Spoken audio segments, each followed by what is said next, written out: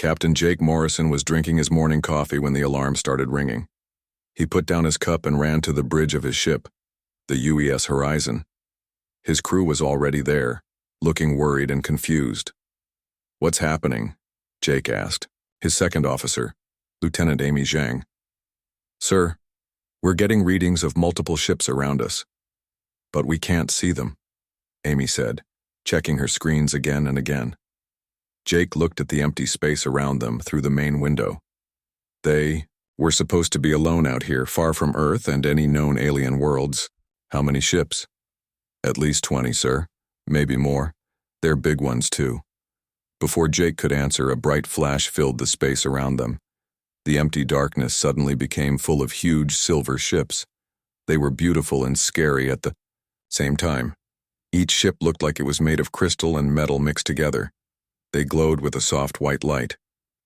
"Sir, we're getting a message," said Ben Carter, the communications officer. "Put it on screen," Jake ordered. The screen flickered and showed a face that made everyone on the bridge stop talking. It was a woman, but not like any woman they had ever seen. Her skin was silver and seemed to shine with its own light. Her eyes were like looking at stars. She was so beautiful that it hurt to look at her, but impossible to look away. "Greetings, humans of the vessel Horizon," the woman said. Her voice was like music. "I am Empress Zarathis of the Velthari Empire. I come in peace to speak with your leader." Jake stepped forward, trying not to show how shocked he was. "I'm Captain Jake Morrison. I speak for this ship." The Empress looked at him with those star-like eyes. "Captain Morrison, I invite you to my ship for talks. This is a great day for both our peoples." Jake's crew looked at him with worry. Meeting unknown aliens on their ship could be dangerous, but Jake knew this was why they were out here in space, to find new life and make contact. "I accept your invitation, Your Majesty," Jake said. An hour later, Jake put on his dress uniform and took a small shuttle to the alien flagship. The ship was even more amazing up close. It was smooth and curved like a giant pearl. When he landed in their shuttle, beings came to meet him. They all looked like the Empress, but each one was different. Some were tall, some shorter. Some had blue-silver skin. Others had skin like gold. All of them were incredibly beautiful. Jake felt like he was walking through a dream. They led him through halls that seemed to be made of light itself. The walls glowed softly, and there were no sharp corners anywhere. Everything curved and flowed like water that had been frozen in place. Finally, they reached a great room where the Empress waited. She sat on what looked like a throne made of crystal. Around her stood other aliens, all watching Jake with curious eyes. "Welcome to my ship, Captain Morrison," the Empress said, standing up. "You are the first human I have met. Thank you for having me, Your Majesty." "This is an honor," Jake replied. As they talked, Jake noticed someone else in the room. A young woman stood in the shadows near the wall. She looked like the Empress, but younger. Her skin glowed less brightly, and she seemed to be trying to hide. "That is my daughter, Princess Lyrathess," the Empress said, following Jake's eyes. "She is curious about your kind." The princess stepped forward a little. She was even more beautiful than her mother, if that was possible. Her eyes were like deep blue stars, and when she moved, it was like watching a dance. "Hello," she said quietly. "Hello, Princess," Jake said with a small bow. The Empress smiled. "My daughter has never seen beings like you before. We have met many other peoples in our travels across the stars, but never humans. We're honored to be the first," Jake said. They spent the next few hours talking about basic things: where each of their peoples came from, how long they had been traveling in space, and what they wanted from the stars. Jake learned that the Velthari were very old and very advanced. They had been exploring space for thousands of years. "Your people interest me, Captain," the Empress said. "Most beings we meet are affected by our appearance, but you seem different." Jake wasn't sure what she meant, but he nodded politely. During their talks, Jake noticed the princess watching him. She seemed puzzled by something. Other aliens who came into the room would stare at the royal family with obvious wonder and desire, but Jake, while respectful, didn't seem affected the same way. When it was time for Jake to return to his ship, The Empress walked him to the shuttle bay. "I hope we can meet again soon, Captain Morrison," she said. "There is much more we need to discuss." "I agree, Your Majesty. This is just the beginning." As Jake flew back to his ship, he thought about what had happened. The aliens were amazing and powerful. Their beauty was almost too much to handle. But something in the back of his mind told him to be careful. Beautiful things in space were often the most dangerous. Back on his ship, his crew gathered around him with excited questions. "What were they like, sir?" Amy asked. "Beautiful," Jake said simply. "More beautiful than anything you can imagine, and I think that might be the point." 3 weeks had passed since the first meeting. Jake had visited the alien ship many times, and some of the Velthari had come to see the human ship too. The talks were going well. Both sides were learning about each other, but today felt different. When Jake arrived on the Empress's ship, she seemed more serious than usual. The princess was there too, standing quietly beside her mother's throne. "Captain Morrison," the Empress said, "today I must speak of important matters." Jake stood straighter. "I'm listening, Your Majesty." "For many years, my people have traveled the stars looking for something special. We are an old race, Captain. Very old, and we have a problem." The Empress stood up and walked closer to Jake. Even after 3 weeks, her beauty still made his heart beat faster. But he had learned to control his reaction. "What kind of problem?" Jake asked. "Our children are becoming weaker with each generation. We are too similar to each other. We need new blood, new genes to make our people strong again." Jake began to understand where this was going, and he didn't like it. "We have met many races in our travels," the Empress continued. "Some were strong but ugly. Some were smart but weak. Some were beautiful but had no spirit. But your people, you are different." "How are we different?" Jake asked, though he wasn't sure he wanted to know. The Empress smiled, and it was like looking at the sun. "You are strong, smart, and you have great spirit. And most interesting of all, you seem to resist our natural gifts." "Your natural gifts?" "Our beauty, Captain.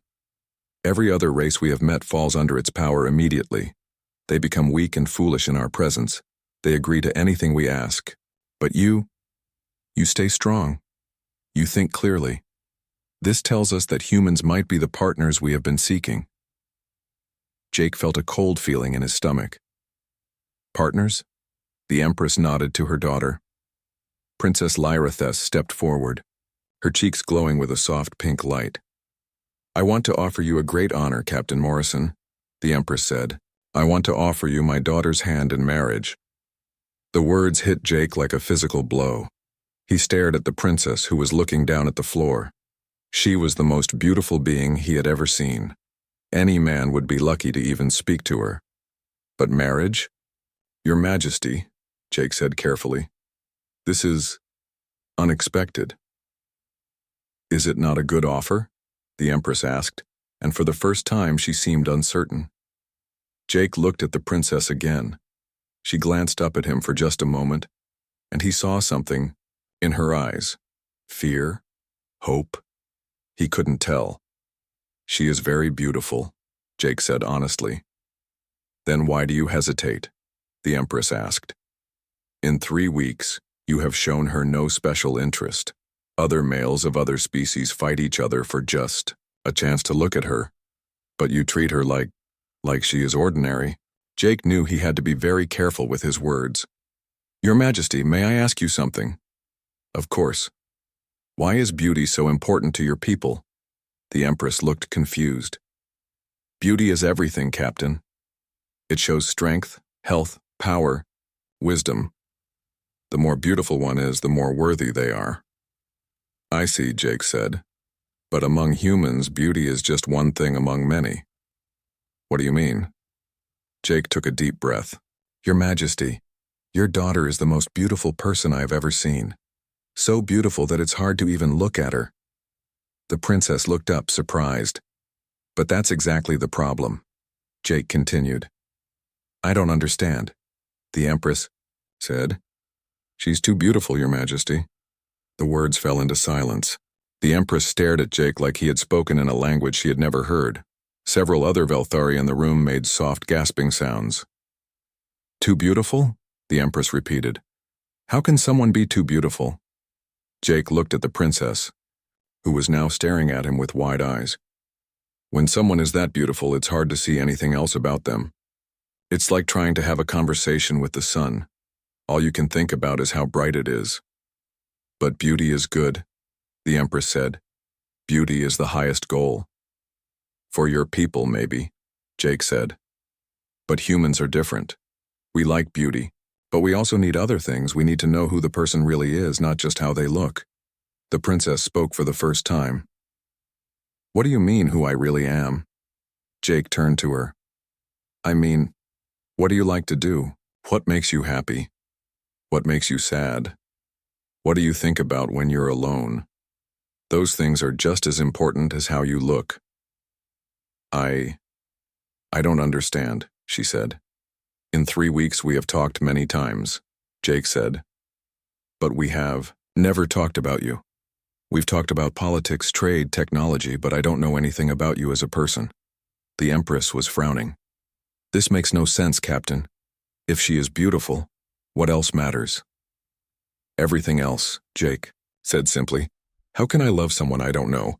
Love. The Empress said the word like it was foreign to her. Yes.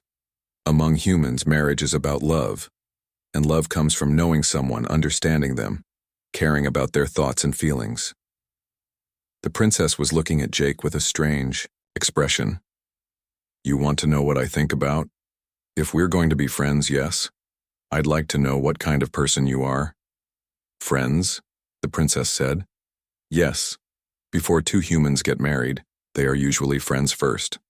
The Empress sat back down on her throne looking tired. Your people are very strange, Captain Morrison.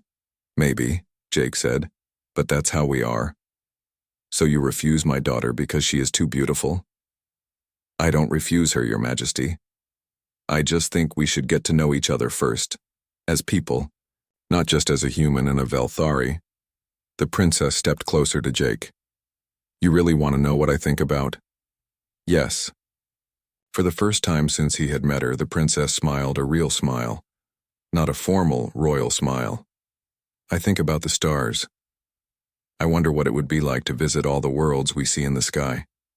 Jake smiled back. That's something I think about too. The Empress watched this exchange with growing confusion. I need time to think about this, Captain Morrison. This is not how these meetings usually go.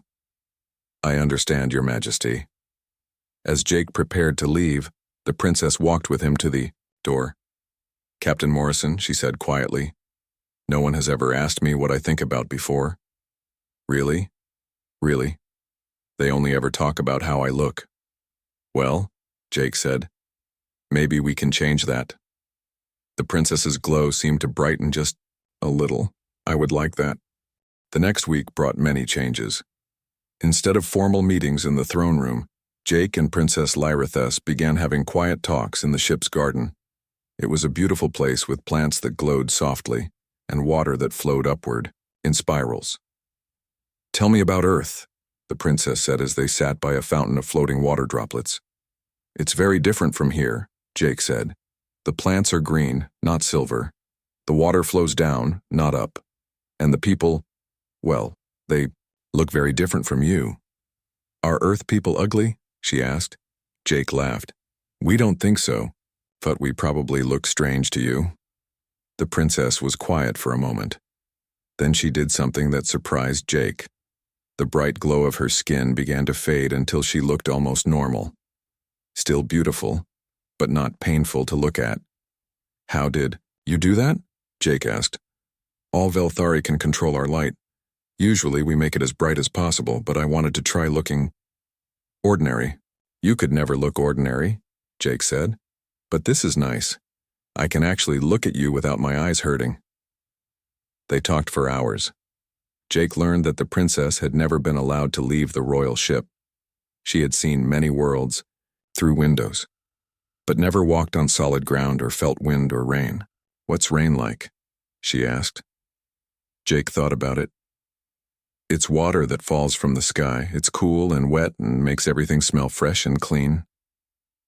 I would like to feel rain someday. Maybe you will. The princess told Jake about her life. Every day was the same. Wake up, make herself as beautiful as possible, stand beside her mother, and look pretty while important people talked. She had never been asked what she wanted to do. What would you do if you could do anything? Jake asked. I would explore, she said without hesitation. I would visit every world we've ever seen. I would walk on different ground and breathe different air and see how other people live. That sounds wonderful. Meanwhile, other humans in Velthari were also getting to know each other. Dr. Lisa Parker, the ship's doctor, was fascinated by Velthari biology.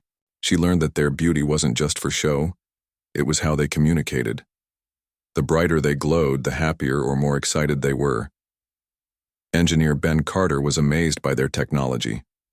Everything they built was both functional and beautiful. They couldn't understand why humans made things that worked well but looked plain. Beauty and function are the same thing, explained Velthari engineer Thanemore. If something is not beautiful, it cannot work properly. Ben showed him a human wrench, a simple metal tool that was purely functional. Thanemore was horrified. This ugly thing actually works? He asked. Very well, Ben said.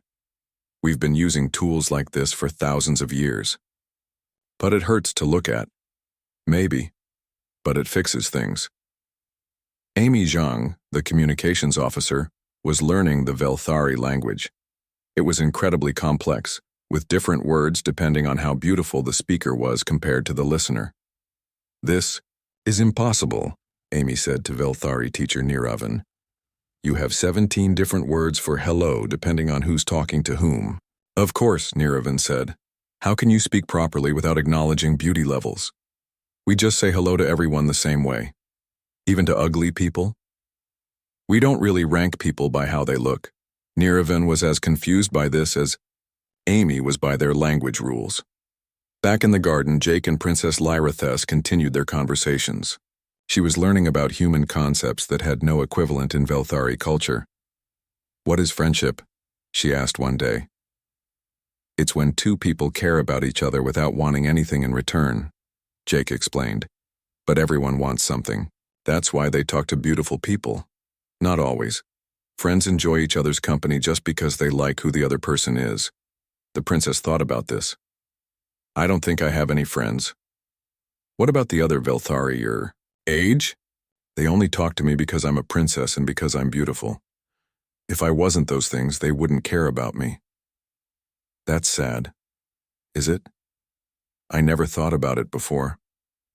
Jake realized that the princess had lived her whole life without anyone caring about her thoughts or feelings. People only cared about her appearance and status. Would you like to be friends? Jake asked. Can we do that? A human and a Velthari? I don't see why not. The princess smiled, and this time her glow brightened not because she was trying to be beautiful, but because she was genuinely happy. I would like that very much. Their friendship began to change both of them. Jake learned to appreciate beauty in a new way. The Velthari didn't just look beautiful. Everything about their culture was designed to be pleasing to the senses. Their music was like hearing liquid light. Their food tasted like it was made of starlight. The princess learned about human emotions and relationships. She discovered that people could value each other for reasons that had nothing to do with appearance. One day she asked Jake something that surprised him. Why don't humans glow when they're happy? We do, in a way, Jake said. We smile, we laugh, our eyes get brighter. Show me. Jake thought of something funny and smiled. The princess watched his face carefully. I see it, she said. Your whole face changes. It's like a different kind of beauty. Exactly. I want to learn how to do that. Do what? Show my feelings with my face instead of with my light. Jake spent the next hour teaching the princess how to make human facial expressions. She was a quick learner, and soon she was smiling, frowning, and looking surprised just like a human would. This is wonderful, she said, practicing a grin. It's like having a whole new way to talk. As the days passed, Empress Zarathis watched, her daughter changing. The princess was spending less time making herself beautiful and more time talking with the human captain. She was asking strange questions about feelings and choices. "What is happening to my daughter?" the Empress asked. Her advisor, General Kethmoran. "The humans are corrupting her, Your Majesty," the general said. "They're teaching her to value ugly things. But she seems happy." "Happiness without beauty is worthless," the general said firmly. The Empress wasn't sure about that anymore. She had never seen her daughter so interested in anything before, but it worried her that Lyrathus was learning ideas that went against everything the Velthari believed. The situation was becoming complicated, and the Empress knew that soon she would have to make a difficult decision about these strange humans and their even stranger ideas about beauty and love. General Kethmoran was not happy. For weeks he had watched the humans change everything he believed in. The princess was acting strange. She dimmed her natural glow and made faces like the ugly aliens. Worst of all, she seemed to enjoy it. "This cannot continue, Your Majesty," he told Empress Zarathis in private. "The humans are destroying our daughter's mind." The Empress looked tired. She had been thinking about Jake's words for many days. "Perhaps we should listen to what they have to teach us." "Teach us?" The general's skin flared bright red with anger. "We are the most advanced race in the galaxy. Our beauty is perfect. What can these plain creatures possibly teach us?" "I don't know," the Empress said honestly. "But Lyrathis is happier than I have ever seen her. She is confused. The human captain has cast some kind of spell on her." "I don't think it's a spell, Kethmoran. I think it's something else." The general left the Empress's chambers angry and worried. He decided to take action on his own. Meanwhile, Jake and Princess Lyrathis were in the ship's library. The princess was reading human books that Jake had brought from his ship. She was fascinated by stories of people who fell in love because of who they were, not how they looked. "In this story," she said, pointing to a page, "the woman loves the man even though he's not handsome. That's impossible." "Why impossible?" "Because love comes from beauty. How can you love someone who isn't beautiful?" Jake sat down beside her. "Can I ask you something personal?" "Yes. Do you think I'm beautiful?" The princess looked at him carefully. By Velthari standards, Jake was very plain. His skin didn't glow. His eyes were just brown, not like stars. His face was interesting, but not perfect. "No," she said honestly. "By our standards, you're quite ordinary looking. Do you like talking to me?" "Very much." "Do you enjoy our friendship?" "It's the best part of my day." "Then you care about me even though I'm not beautiful. That's how humans love." The princess stared at him as understanding dawned on her face. "Oh, I see. I do care about you, and it has nothing to do with how you look." "Exactly. But that means—" She paused, thinking hard. "That means beauty isn't everything. For humans, beauty is nice, but it's not the most important thing." The princess was quiet for a long time. Then she said, "I think I understand why you said I was too beautiful." "Oh, when someone is very beautiful, it's hard to see anything else about them, like trying to look at a person standing in front of the sun." "That's exactly right. But now that we're friends, you can see past my beauty to who I really am." Jake smiled. "Yes, and what I see is someone kind, curious, and intelligent. Someone who wants to explore the universe and learn new things. That's much more interesting than just being beautiful." The princess dimmed her glow until she looked almost human. "Is this better?" "It's not about looking different," Jake said. "It's about being yourself. If you want to glow brightly, that's fine. If you want to dim your light, that's fine too. What matters is that you choose." "Choose?" "Yes. You get to decide how you want to look and act. Nobody else should make those choices for you." This idea was completely new to the princess.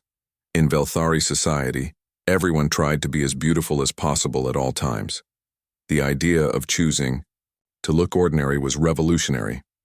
At that moment, General Kethmoran burst into the library with several guards.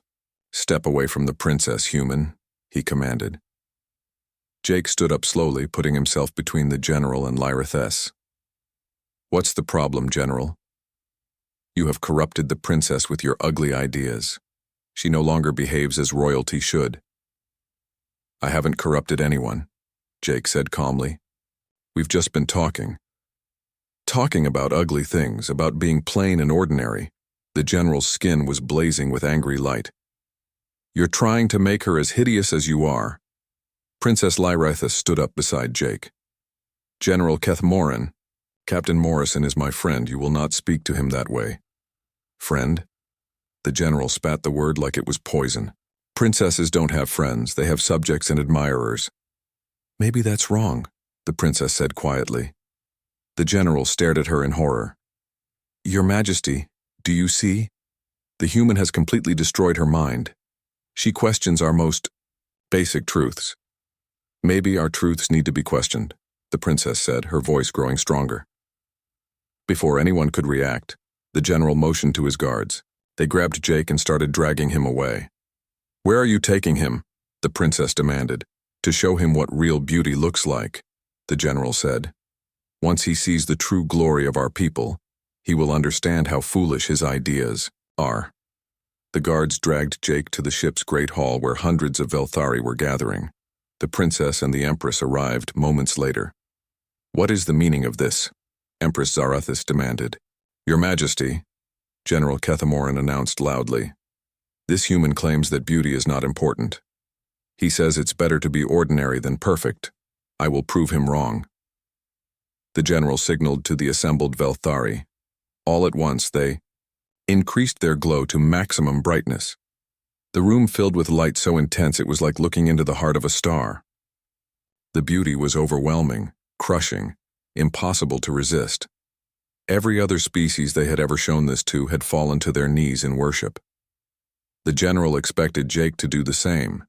Instead, Jake stood quietly in the middle of all that blazing beauty and said, It's magnificent. You're all magnificent. But I still think friendship is more important.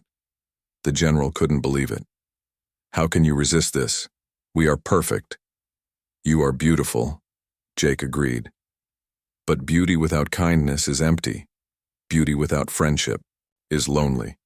Beauty without choice is prison. Princess Lyrithess stepped forward into the blazing light, but instead of glowing brighter like the others, she dimmed her light down to almost nothing. I choose friendship over perfect beauty, she announced to the shocked crowd. I choose kindness over glory. I choose to be myself instead of what others expect me to be. The room erupted in shocked gasps and angry shouts. Many Velthari couldn't understand what they were seeing. Their princess, the most beautiful of them all, was choosing to look ordinary. Empress Zarathis watched her daughter standing beside the human captain, both of them calm in the middle of the chaos. For the first time, she began to understand what Jake had been trying to tell her. Beauty without choice wasn't beauty at all. It was just another kind of prison. The great hall fell silent. Princess Lyrithess stood in the middle of the room with her light dimmed, looking more human than Velthari. The other aliens stared at her in shock and confusion. General Kethmoran's skin blazed red with fury. This is madness. Guards, arrest the human. He has destroyed our princess. But before the guards could move, Empress Zarathis raised her hand. Wait. She walked slowly toward her daughter and Jake, studying their faces. The princess looked calm and determined. Jake looked protective but peaceful. My daughter, the Empress said gently. Why have you chosen to dim your light? Because, Mother, I learned something important. I learned that I get to choose who I want to be. I don't have to be what everyone expects. But you are a princess. You are meant to be the most beautiful of all. Princess Lyrithess smiled, and for the first time, it was a real human-like smile, instead of a formal royal expression. I am beautiful, Mother, but I'm also intelligent and curious and kind. Those things matter too. The Empress looked at Jake. Is this what you meant when you said she was too beautiful? Yes, Your Majesty. When someone is overwhelmingly beautiful, it's hard to see their other qualities. But your daughter has many wonderful qualities that have nothing to do with how she looks. Such as? She's incredibly smart. She learned about human emotions in just a few weeks. She asks thoughtful questions. She cares about other people's feelings. She wants to explore and learn about the universe. The Empress turned back to her. Daughter, is this true? Yes, Mother. For the first time in my life, someone wanted to know what I think about, not just how I look. It felt wonderful. General Kethamoran couldn't contain himself any longer. This is poison. The human is destroying everything we believe in. Maybe what we believe in needs to be examined, the Empress said slowly. The general was horrified. Your Majesty, beauty is the foundation of our civilization, and it still can be, Jake said. But beauty combined with friendship, kindness, and choice is even more powerful than beauty alone. A young Velthari from the crowd spoke up. Princess, do you really think we can be friends with humans? Lyra Thess nodded. I know we can. Captain Morrison is my friend, and it's the best relationship I've ever had. But he's so ordinary looking, another Velthari said. He is, the princess agreed. But he's also brave and honest and kind. When I'm with him, I feel like I matter as a person, not just as a pretty decoration. An older Velthari woman stepped forward. I have been beautiful for 800 years, she said. People have admired me and desired me, but no one has ever asked me what I dream about. What do you dream about? Jake asked. The woman looked surprised. I dream about making music that touches people's hearts, not just their eyes. That's a beautiful dream, Jake said. More. Velthari began speaking up, sharing thoughts and dreams they had never been allowed to express before. The Empress listened to her people talking about things beyond beauty for the first time in centuries. General Kethamoran was furious. Stop this, you're all being corrupted. No, the Empress said firmly. We're being awakened. She turned to address the entire crowd. My people, for too long we have believed that beauty is the only thing that matters. But perhaps we have been wrong. Perhaps beauty is just the beginning. The general couldn't accept this. With a roar of rage, he lunged toward Jake. But Princess Lyra Thess stepped in front of the captain, her light blazing bright enough to blind. General Kethamoran, she said, her voice ringing with authority. I am still your princess, and I order you to stop. The general fell to his knees, overwhelmed by her sudden display of royal power. But when he looked up, the princess had dimmed her light again. I don't want to rule through overwhelming beauty, she said gently. I want to rule through wisdom and kindness. The Empress felt tears forming in her star-like eyes. She had never been more proud of her daughter. Captain Morrison, the Empress said, you have given my daughter something I never could. You gave her the chance to discover who she really is. She did that herself, Your Majesty. I just listened. The Empress made a decision that would change both their civilizations forever. I propose an alliance between our peoples, not for genetic mixing, but for cultural exchange. We can learn from each other. Jake smiled. I think Earth would be very interested in that. Over the following months, everything changed. Velthari ships began visiting Earth, and human ships traveled to Velthari worlds. The aliens learned about human concepts like friendship, choice, and personal growth. The humans learned about Velthari art, music, and their advanced understanding of beauty and harmony. Princess Lyra Thess became the first Velthari to visit Earth. She stood in the rain for the first time, laughing as water fell on her silver skin. She walked through human cities, amazed by the diversity of people who all looked different, but treated each other as equals. General Kethamoran eventually came to understand the value of the human perspective, though it took him much longer than the others. He learned that strength could come from kindness as well as from beauty. Jake and the princess remained close friends.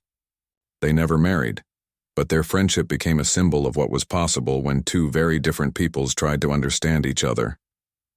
Years later, Jake wrote in his captain's log, Today marks the 5th anniversary of first contact with the Velthari. Princess Lyrathes is now Ambassador Lyrathes, the first Velthari to hold a position based on her abilities rather than her beauty. She's still the most beautiful being I've ever seen, but now I know that's just one of many wonderful things about her.